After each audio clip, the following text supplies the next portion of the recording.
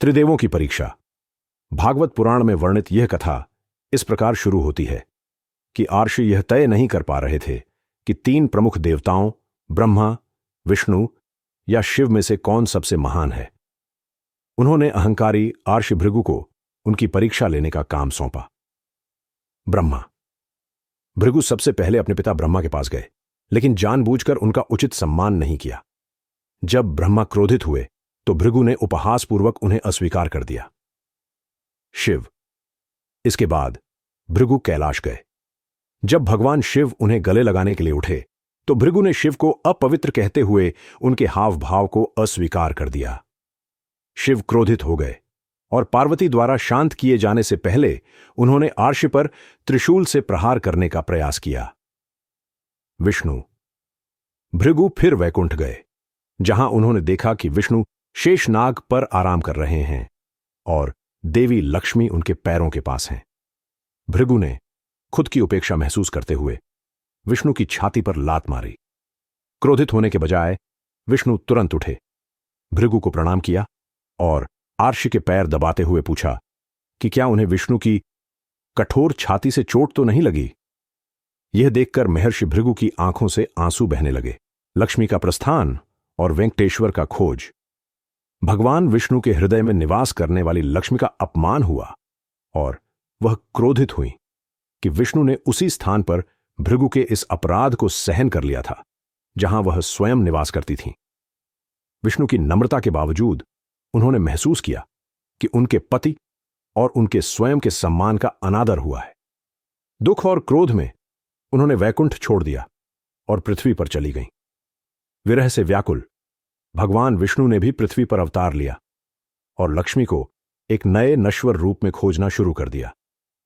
अंततः वे शेषाचलम की पहाड़ियों पर, जो वर्तमान तिरुमाला मंदिर का स्थल है, बस गए और तपस्या करने लगे, जहां उन्हें श्रीनिवास और वेंकटेश्वर के नाम से जाना गया। श्रीनिवास और पद्मावती का विवाह अपने सांसारिक अवतार में लक्ष्मी का जन्म एक बच्ची के रूप में हुआ था, जिसे राजा आकाश राजा ने एक सुनहरे कमल में पाया था और उन्होंने उसका नाम पद्मावती रखा। समय आने पर श्रीनिवास और पद्मावती मिले और उन्हें एक दूसरे से प्यार हो गया। पद्मावती से अपने विवाह के लिए श्रीनिवास ने धन के देवता कुबेर से आरण लिया और कलयुग के अंत तक ब्याज सहित आरण चुकाने का वादा किया। तिरुमाला में दिव्य विवाह हुआ, जिसमें सभी खगोलीय प्राणी शामिल हुए, जिससे विष्णु और लक्ष्मी की दिव्य नियति पूरी हुई। तिरुपति मंदिर की स्थापना। अपने विवाह के बाद दिव्य युगल तिरुमाला में बस गए। आज तिरुपति में वेंकटेश्वर मंदिर भारत के सबसे पूजनीय तीर्थ स्थलों में से एक है। भक्त मंदिर में दान देते हैं, जिसके बारे में माना जाता है कि यह वेंकटेश्वर को कुबेर का आरण चुकाने में मदद करता है।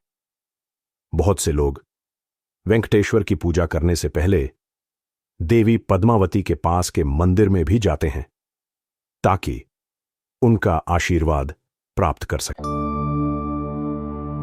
विष्णु का वैभव तिरुपति बालाजी कथा।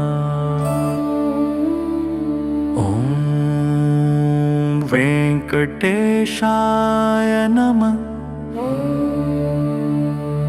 पद्मावती प्रिय श्री हरि। त्रिदेवों की सभा में भृगु ऋषि ने किया प्रहार।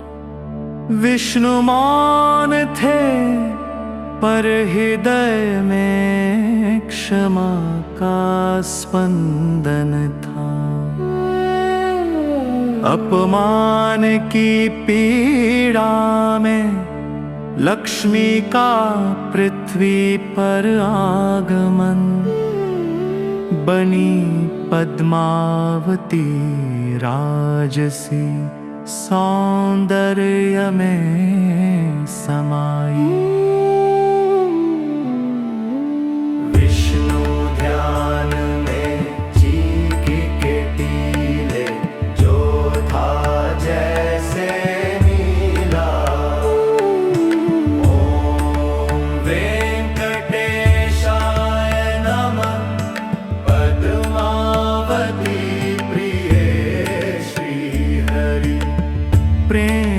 की खोज में बने तपस्वी, चींटी के टीले में ध्यान की माला, दिव्य ऊर्जा की बनी ज्वाला। नेत्रों की भाषा में प्रेम का संवाद, पद्मावती और विष्णु का पुनर्मिलन। कुबेर से ऋण विवाह का संपन्न होना, तारों के नीचे देवताओं का मंगल गान। ओम वेंकटेशाय नमः, पद्मावती प्रिय श्री हरि।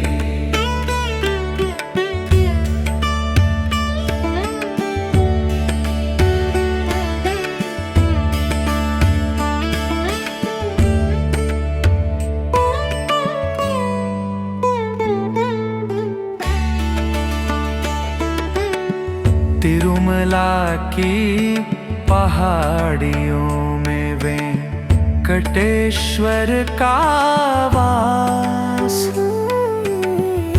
कलयुग में भक्तों के लिए बना विश्वास।